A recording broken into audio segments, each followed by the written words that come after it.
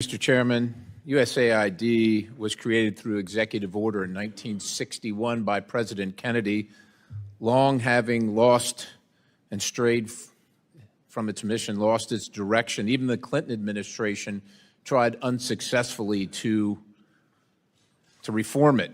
And we spend, I don't know, somewhere between $40 and $50 billion annually on this. Look, let's just go to a couple things here. We left Afghanistan, and I'll characterize it as left in August of 2021.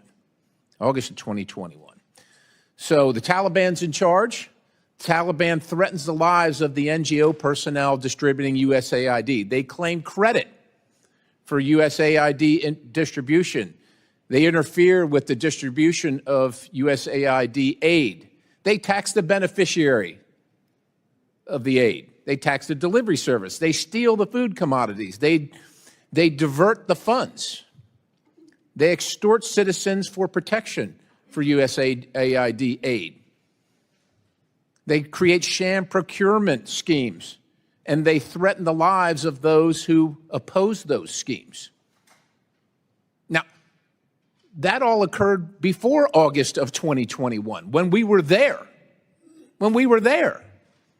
Now, you know, you don't have to be a rocket scientist. You could just read the Taliban is classified, and if you don't know, the Taliban's in charge of Afghanistan. They're classified as a specially designated global terrorist organization by OFAC. So post-2021, so this is last year, 2024, we spent $697 million of the taxpayers' dollars in Afghanistan, including $534,719,000 in change from USAID in Afghanistan.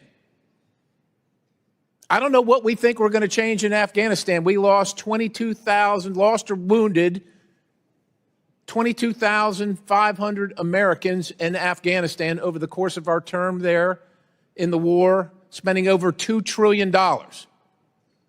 We're just going to keep on spending because somehow we think it's going to get better. And if you're wondering who's in charge of Afghanistan getting the money, and that money I just mentioned, the $697 million is on top of, and is in addition to the weekly to every 10-day shipments in cash of $40 to $80 million.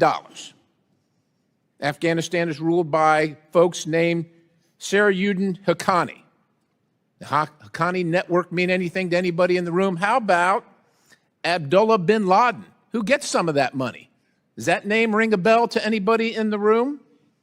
Because your money, $697 million annually, plus the shipments of cash funds madrasas, ISIS, Al-Qaeda, Boko Haram, ISIS Khorasan, terrorist training camps. That's what it's funding. If you think that the program under Operation Enduring Sentinel, entitled Women's Scholarship Endowment, which receives $60 million annually, or the Young Women Lead, which gets about $5 million annually, is going to women who, by the way, if you read the Inspector General's report, is telling you that the Taliban does not allow women to speak in public. Yet somehow you're believing, and American people are supposed to believe, that this money is going for the betterment of the women in Afghanistan. It is not. You are funding terrorism, and it's coming through USAID. And it's not just Afghanistan.